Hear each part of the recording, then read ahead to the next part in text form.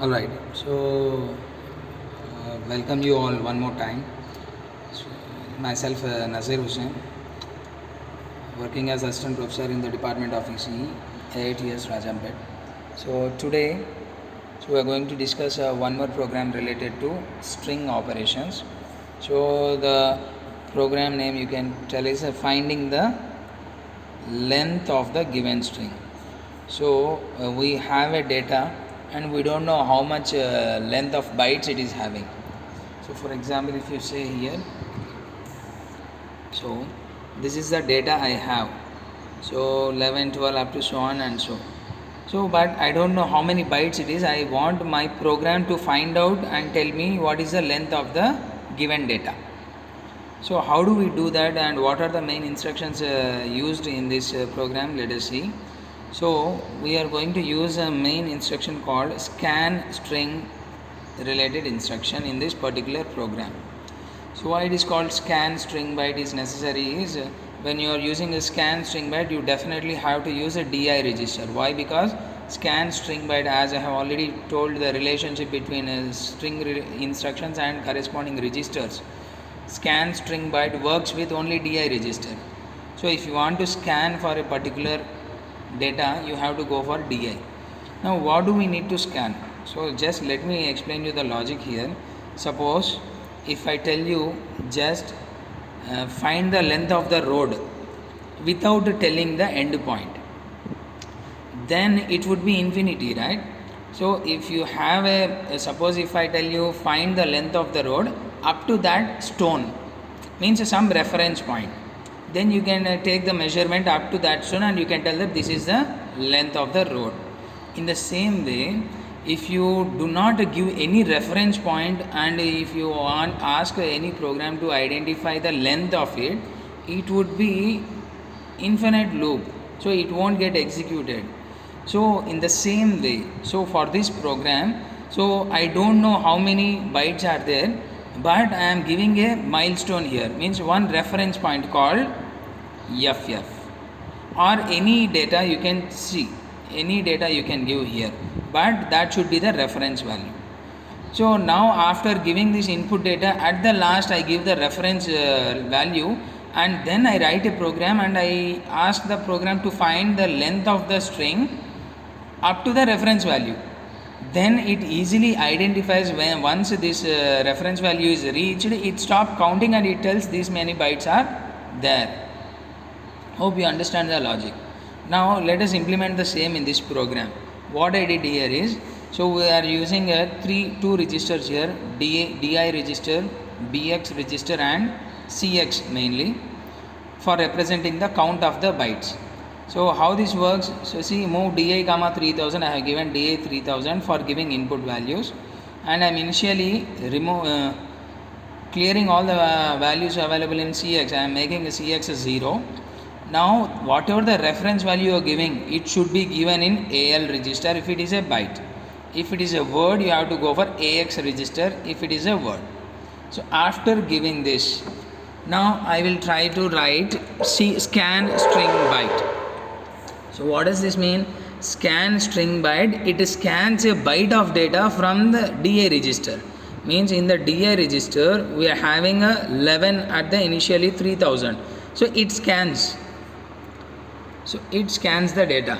Now what this scan instruction do is, it internally compares the scanned data with the already stored reference value AL, and it do actually subtraction of these two, means this 11 and FF.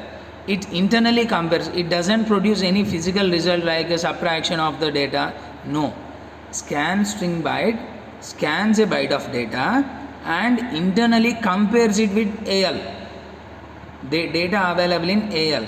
Now what happens after comparing this, again based on the direction flag given, CLD nothing but auto increment, address of the DA gets incremented. So this scan string byte do the scanning operation. After doing that scan operation based on direction flag, it increments the address. Now up to now what happened, scan string byte has scanned 11 data here, and it compared it with FF. After that what I wrote is JNZ if jump if not 0. Jump if not 0. Now what we are discussing about 0 means when internally scan string byte instruction performs a subtraction of 11 and FF, then the result of that subtraction will be indicated in 0 flag ZF. Now we are checking that ZF, and if it is 0, the 0 flag will get 1. If not 0, 0 flag becomes 0. Now after scanning the byte of data, I am just checking that whether the result is 0 or not. What happens if the result is 0, then the scanned data and this AL value, data available in AL, should be same. Then only it gives us 0. Otherwise it is a non-zero value. Now for this current instruction, so 11 and FF are not same, so definitely the 0 flag will be 0. So jump if not 0, so this will jump to this. Where it has to jump, I have given a label called count. Now it has to jump if not 0. Since the scanned data and AL are not same, it jumps to the label called count. Now here what happens, I have written increment CX, count gets incremented by 1. Count gets incremented by 1. So now I have not completed the scanning of all bytes. I have just completed one data, one iteration only. Now after this I have written jump again, means again I have to scan for the next data. So for scanning the next data I have to go back to the scan instruction back. So I have written here jump again. So unconditionally it jumps after incrementing CX, it jumps back to again. Now what happens, right now the DI value is incremented to 1, means it is 3001, and then now it scans for the second byte. So scan string byte means now it scans 12. Now it again scanning means it scans this 12 and it compares with this AL value, and again it gives a result in 0 flag. Again it is a non-zero. Why? Because FF and 1, 2, if you subtract you get a non-zero value. So again it goes for the next instruction J and Z count. Again it goes to count, and again the count gets incremented. Now the count is incremented by +1, means total count is 2. Again jump again. So now it scans for the, again the increment of the addresses happens because of this CLD value, CLD direction flag. Now again it goes and scans for the third one. Likewise it compares all the bytes and it increases that many times. Whenever the data is not same, the CX gets incremented. So 1, 2, 3, 4, 5, 6. So totally the count of CX will be, so 11 here, 11 nothing but B, 0B, right? Now what happens, once the last data is scanned, once the up to this these many times the counter register CX gets incremented, means 11 times it gets incremented. After reaching the last byte, now what happens, scan string byte means it scans this, and FF is internally subtracted with FF, then the result is obviously 0. That 0 is checked here, J and Z. Now J and Z not works. Why? Because the result will be 0. Now this condition fails.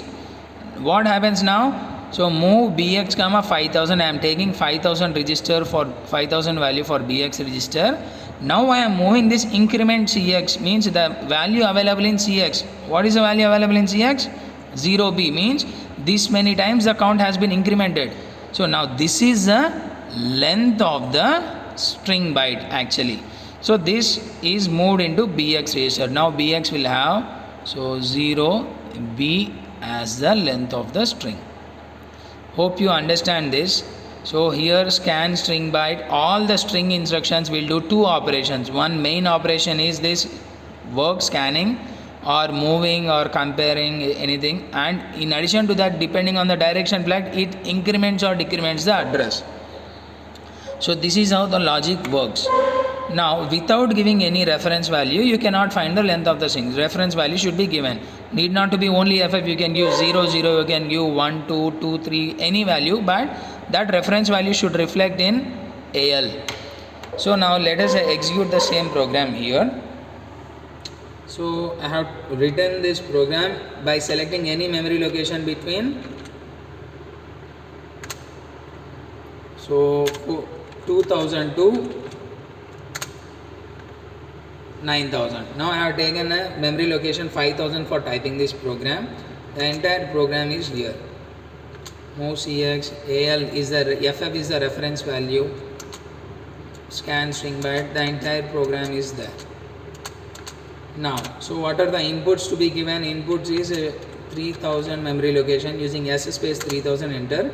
This is the these are the inputs 11, 12, 13, 14, 15, 16, 17, 18, 19, 20, 21 and FF. FF is the reference value I have given, but I don't know how many bytes are there.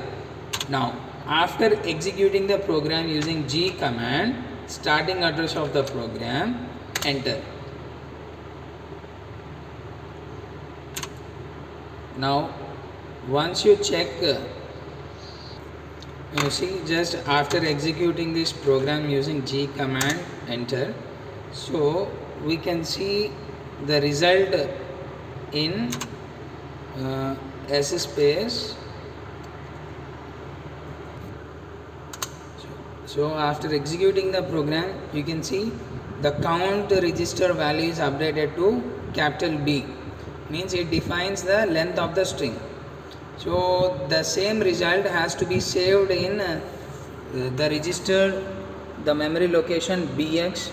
So we need to check that in the memory also. So let us see whether the memory location is 2000 we have taken. So S space 2000 enter. So it is representing the length as 0B. So this is how we find the length of the string. Length of the string in terms of bytes. So one thing to be remembered here is you cannot use the same memory location which is selected for typing the program in the program for data anywhere. So here I have initially taken 5000, it should not be done. Here I have changed this 2000. Why? Because same address cannot be taken. And the same program can be converted into word format. So how? By just changing this scan string byte to scan string word, and this reference value previously we have taken FF for byte. Now we have to take FF in terms of AX.